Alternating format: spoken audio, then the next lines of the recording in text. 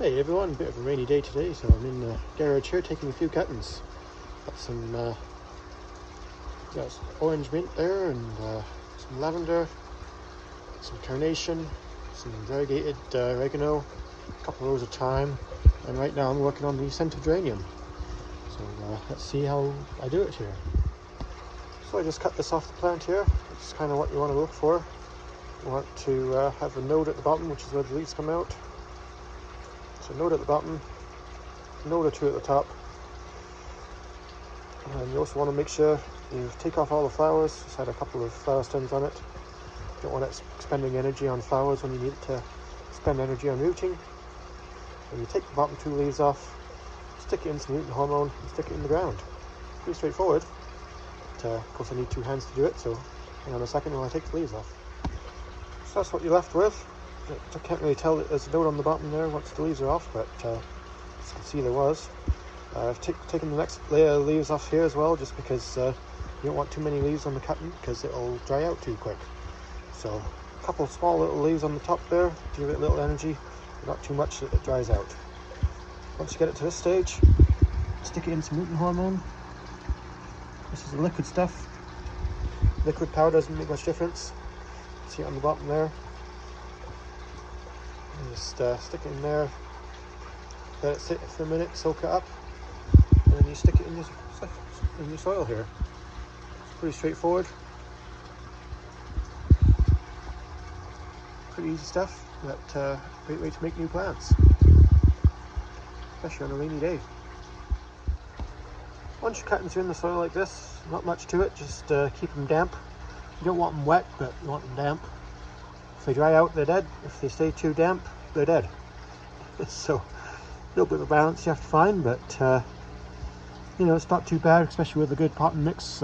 Peat moss is generally pretty good for easy to cut, easy to take things like geraniums and thymes and mints and things. So that's what I use, just general pot and soil. For harder to root stuff, you want something a little better. That soaks pretty good for me. You know, just keep it damp and it'll take. The other thing I'm working on in the garage today is putting some pot and soil in the other side of the aquaponics here. Decided to do this as a soil garden on this side. See how it compares to the aquaponics indoors here. Watering is going to be a bit of a challenge, trying to keep it watered but not too wet that it rots. So be a little bit of a learning curve there, but seeded out a few things today. I've got some peas, some radish, some little scallions, spring onions, some lettuce, a little bit of kale. So yeah, just see what pops up and see how it does. It's old seed I'm using, so not expecting miracles, but you know, see how it goes. A couple of days ago I took some cuttings from my miniature rose, stuck them in some pot and soil here, see how they take.